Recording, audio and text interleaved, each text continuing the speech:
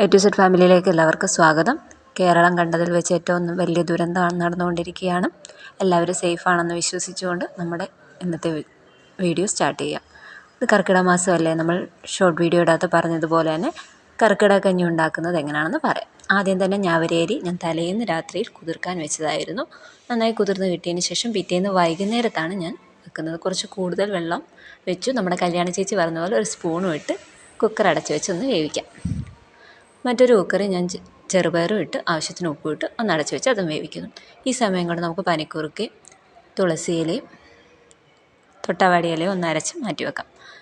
നമ്മുടെ ഞവരേരി വെന്ത് കഴിഞ്ഞാൽ നമുക്കതൊരു പാത്രത്തിലേക്ക് മാറ്റി വെക്കാം. അതേ പാത്രത്തിൽ തന്നെയാണ് ഞാൻ ആയാളി വേവിക്കാൻ വെക്കുന്നത്. ഞവരേരി നന്നായിട്ട് വെന്തു ഒരു പാത്രത്തിലേക്ക് മാറ്റി വെച്ചു. അതിനുശേഷം നമ്മുടെ പയറും വെന്ത് വന്നിട്ടുണ്ട്. ആ പയറും കൂടെ ഞാൻ ഈ പാത്രത്തിലേക്ക് മാറ്റി വെച്ചു.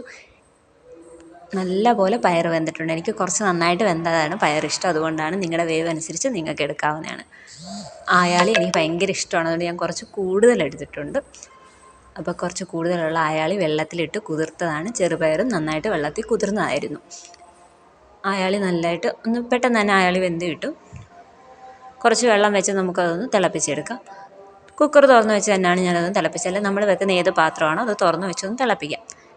അതൊന്ന് തിളച്ചൊന്ന് വെന്തു എന്ന് കണ്ടു കഴിയുമ്പോൾ നമുക്ക് ഇതിലേക്ക് നമ്മൾ നേരത്തെ മാറ്റി വെച്ച് ചെറുപയറും ഞവരേരിയും ചേർത്തൊന്ന് നന്നായിട്ടൊന്ന് മിക്സ് ചെയ്തെടുക്കാം.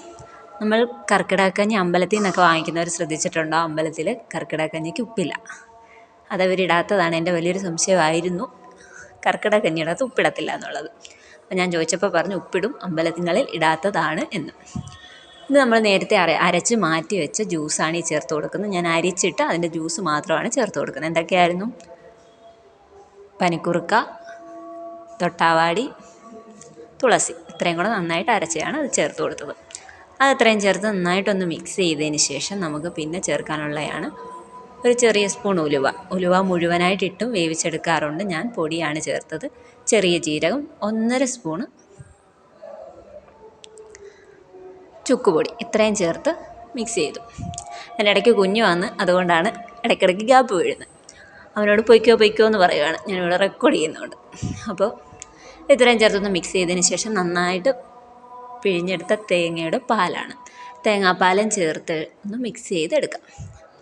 തേങ്ങാപ്പാലും ചേർത്ത് മിക്സ് ചെയ്തിട്ട് ഞാൻ നല്ല കുറുകിയ പാലാണ് ചേർത്തേക്കുന്നത്. ആദ്യം 2ാം പാൽ ഒഴിച്ച് തിളപ്പിച്ചതിന് ശേഷം പിന്നാണ് 1ാം പാൽ ചേർക്കുന്നത്. ഞാൻ നല്ല കട്ടിപ്പാലായതുകൊണ്ട് തന്നെ ആദ്യമേ തന്നെ ചേർത്ത് കൊടുത്തു. അതിന് ശേഷം കടുക് വറുത്ത് നമുക്കിതിലേക്ക് ചേർക്കാം. ഞാൻ ചെറിയ ഉള്ളി ചേർത്തിട്ടുണ്ട്. ഇതൊക്കെ ഓപ്ഷനിലാണ്, വേണമെങ്കിൽ ചെയ്യാം. ഇതിന് പകരം നെയ്യ് വേണമെങ്കിലും ഒഴിക്കാം. ഞാൻ ഷോർട്ട് വീഡിയോയുടെ പറഞ്ഞിട്ടുണ്ട് ഞാൻ കടുക് വറുത്താണ് ഒഴിച്ചേക്കുന്നത്.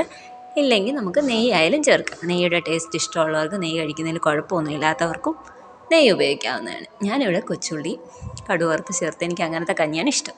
അതുകൊണ്ടാണ് ഞാൻ ചെയ്തേക്കുന്നത്. നല്ല സൂപ്പർ കഞ്ഞിയായിരുന്നു. എല്ലാവരും ട്രൈ ചെയ്ത് നോക്കാം.